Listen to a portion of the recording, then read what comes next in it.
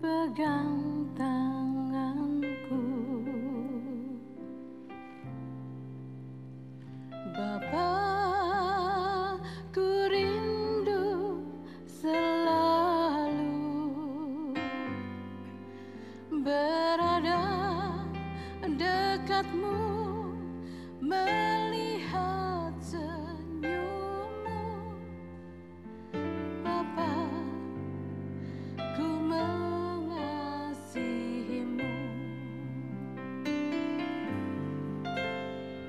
Bapa, pegang tanganku, Bapa, ku rindu selalu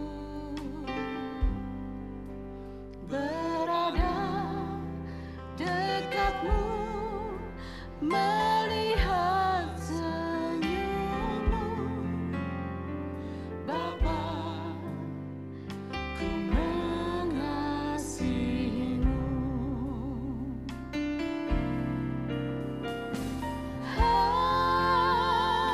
Hadiratmu, hadiratmu membawa kesembuhan bagiku. Hadiratmu, hadiratmu membawa kesembuhan.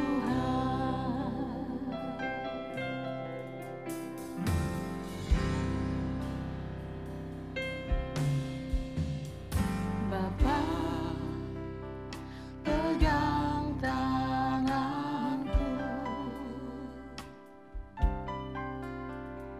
Bapa, ku rindu selalu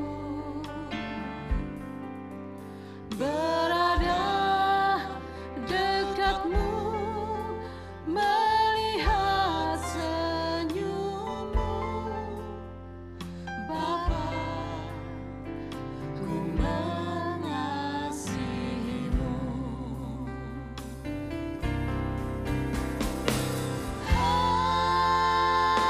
Hadiratmu,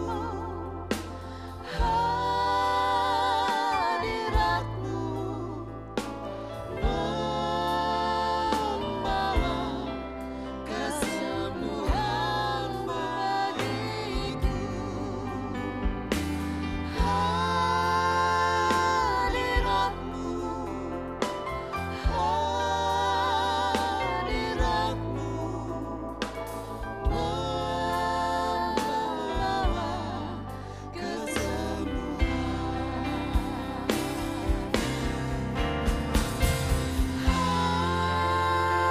Hadiratmu, hadiratmu membawa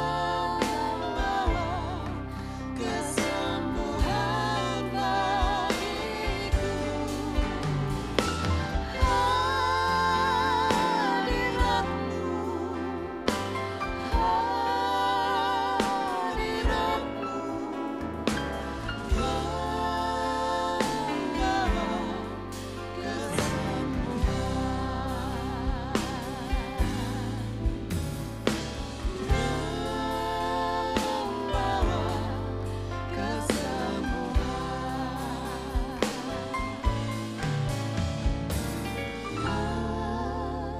membawa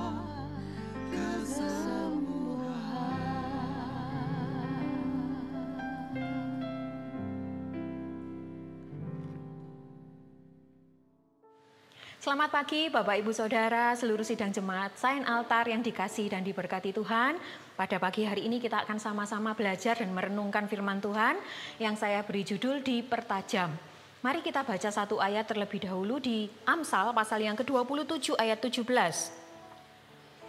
Besi menajamkan besi, orang menajamkan sesamanya. Puji Tuhan. Bapak Ibu Saudara yang dikasihi Tuhan, salah satu hal yang saya syukuri dari suami saya adalah cara berbicaranya yang to the point, tegas dan tanpa basa-basi. Awalnya perkataannya sering terdengar tidak enak di telinga saya, bahkan menyakiti hati saya. Tetapi kalau saya renungkan kemudian, saya menyadari bahwa apa yang disampaikan oleh suami saya seringkali banyak kebenarannya. Ya, dan itu dipakai Tuhan untuk mempertajam kehidupan saya secara pribadi. Satu kali sebelum kami menikah, saya pernah terjatuh dan lutut saya ini dislokasi. Sehingga dia bengkak dan tidak bisa ditekuk dengan sempurna. Dan kaki saya yang sakit ini membuat saya tidak bisa datang doa pagi di gereja. Nah, setelah beberapa minggu saya ada di rumah, suami saya tanya kepada saya, kenapa kamu nggak datang doa pagi? Saya jawab kalau kaki saya ini masih sakit, saya nggak bisa berlutut di gereja. Kemudian dia menjawab, itu cuma alasan gitu ya. Kan kalau mau doa pagi di gereja bisa selonjor, bisa duduk di kursi ya. Kamu malas ya, dia berkata demikian. Tentu perkataan itu tidak mengenakkan di telinga saya, tidak mengenakkan hati saya. Karena saya bukan malas, tapi karena kaki saya sedang sakit.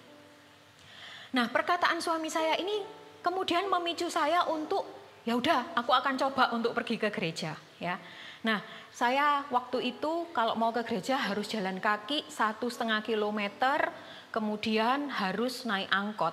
Nah, Bapak Ibu tahu tentu dengan kaki yang sakit ini saya kesulitan. Dan begitu saya tiba di gereja, yang saya lakukan pertama kali itu bukan bersyukur, bukan menyembah Tuhan, tetapi saya ngomel, saya menggerutu di dalam hati. Saya berkata, duh Tuhan, saya begitu kesulitan ya, sampai di gereja kaki saya sakit, saya ini bukan malas Tuhan, saya pokoknya ngomel ya Bapak Ibu. Nah, di tengah omelan saya itu suara hati saya mengingatkan, buat apa ngomel-ngomel? Toh, kamu sudah sampai di gereja ini dengan selamat. Dan kalau bukan karena kata-kata dari suami saya yang awalnya terdengar tidak enak itu, saya nggak akan datang di gereja hari itu. Mungkin saya akan terus menunda-nunda, menunggu sampai kaki saya sembuh dengan sempurna dan entah itu kapan terjadi. Ya. Itu mendatangkan satu kebaikan. Karena kata-kata itu mendorong saya untuk memberanikan diri dengan kondisi kaki yang sakit, saya pergi ke gereja. Dan untuk seterusnya saya kemudian aktif kembali doa pagi. Nah Bapak Ibu, apakah pernah berjumpa dengan orang yang sama seperti suami saya, yang gaya bicaranya tegas, tanpa basa-basi, to the point. Mungkin kata-katanya terdengar awalnya tidak enak di telinga kita, tidak enak di hati kita. Kita berpikir orang ini begitu menyebalkan ya. Tetapi pada pagi hari ini kita akan sama-sama bersyukur untuk kehadiran orang-orang yang dipakai Tuhan untuk mempertajam kehidupan kita. Nah puji Tuhan, Bapak Ibu kenapa kita perlu bersyukur untuk kehadiran orang-orang yang dipakai Tuhan untuk mempertajam kehidupan kita. Ya. Sebab jika kita tidak bersyukur, kita akan menjadi orang yang istilahnya itu playing victim. Selalu merasa menjadi korban yang tersakiti. Oh orang ini ngomongnya enggak enak, oh orang ini ngomongnya menyakiti hati saya. Ya. Kita akan selalu merasa ada di posisi itu. Ya. Kita akan mengasihani diri kita sendiri. Perasaan dan hati kita akan menjadi begitu rapuh atau yang istilahnya sekarang ini terkenal yaitu baper. Ya. Kita akan jadi orang yang manja. Kita membentengi, kita menjaga hati kita sedemikian rupa. Jangan sampai perkataan orang itu menyakiti saya. Ya. Padahal sebenarnya Tuhan izinkan kita mendengar kata-kata itu ada baiknya, yaitu untuk mempertajam kehidupan kita. Karena itu mari pada pagi hari ini kita sama-sama bersyukur untuk kehadiran orang-orang yang membuat hidup kita semakin dipertajam. Nah, puji Tuhan, di firman Tuhan ada kisah tentang seorang ibu berkebangsaan Yunani dari Sirofenisia datang kepada Yesus. Ya, dia menyampaikan apa yang menjadi keperluannya hari itu. Dia sangat membutuhkan pertolongan dari Yesus karena anak yang dikasihinya sedang menderita sebab kerasukan setan. Nah, jawaban Yesus sungguh tidak terduga. Bapak Ibu bisa baca di Markus pasal yang ke-7 ayatnya yang ke-24 sampai 30. Jawaban Yesus ini tidak terduga ya Bapak Ibu. Yesus menjawab, biarlah anak-anak kenyang dahulu sebab tidak patut mengambil roti yang disediakan bagi anak-anak dan melemparkannya kepada anjing. Nah, bagaimana jika kita berada di posisi ibu ini? Kita sedang butuh pertolongan dan kita mengharap Yesus itu, baiklah, aku akan pergi ke rumahmu, aku akan usir setan itu, aku akan tolong anakmu. Itu yang kita harapkan. Tapi jawaban Yesus berbeda. Ya. Seolah-olah Yesus ini tidak menghargai dan menyamakan ibu ini dengan seekor anjing. Kalau kita ada di posisi itu, mungkin kita pun akan merasa tidak enak. Ya, perkataan Yesus tidak enak di telinga kita, tidak enak di hati kita. Mungkin kita akan kecewa dan marah kepada Yesus. Apalagi di momen itu perasaan kita sedang sensitif karena kita sedang membutuhkan pertolongan. Tapi sikap ibu ini sungguh istimewa, Bapak Ibu. Meskipun telah mendengar jawaban dari Yesus, namun dengan rendah hati ia pun berkata, benar Tuhan. Anjing pun di bawah meja akan makan remah-remah yang dijatuhkan anak-anak. Jawaban ini sungguh jawaban yang luar biasa. Bahkan Yesus pun kagum dengan jawaban dari ibu ini. Dan kita tahu akhirnya mujizat terjadi. Si ibu ini mendapatkan pertolongan. Pagi hari ini firman Tuhan mengajak kita belajar dua hal. Yang pertama, jangan jadi pribadi yang gampang terbawa perasaan, alias jangan baperan. Sebab kita akan mengalami banyak sekali kerugian. Jadilah pribadi yang dapat meresponi setiap perkataan itu dengan baik. Mungkin awalnya terasa tidak enak di telinga kita, tidak enak di hati kita. Tetapi mari kita ambil segi positifnya. Bahwa perkataan itu mempertajam kehidupan kita dan menjadikan kita pribadi yang lebih kuat, pribadi yang lebih tangguh. Kemudian yang kedua, firman Tuhan tidak mengajar kita mengucapkan kata-kata yang menyakiti orang lain. Tetapi yang harus kita ucapkan adalah kebenaran. Meskipun harus kita sampaikan dengan tegas, tapi kebenaran itu harus tetap kita sampaikan tanpa basa-basi. Firman Tuhan mengajarkan kita untuk kita memakai kata-kata yang baik sehingga mereka yang mendengar beroleh kasih karunia. Bapak Ibu bisa baca di Efesus pasalnya yang keempat ayat yang ke-29. Mari kita minta tuntunan Roh Kudus dalam kita menyampaikan perkataan kita. Sehingga meski terdengar tegas, tanpa basa-basi dan to the point, apa yang menjadi kehendak Tuhan dapat kita sampaikan dengan baik. Puji Tuhan, di akhir renungan ini, apakah Bapak Ibu pernah mendengar kata-kata yang tidak enak? Jangan baper, hidup kita sedang dipertajam. Tuhan Yesus memberkati, mari kita sama-sama berdoa. Tuhan, terima kasih buat berkat firman Tuhan yang kami dengar pada pagi hari ini. Tolonglah kami Tuhan untuk meresponi segala perkara yang Tuhan izinkan terjadi dalam kehidupan kami dengan baik, sehingga itu mempertajam dan mendatangkan kebaikan bagi kami.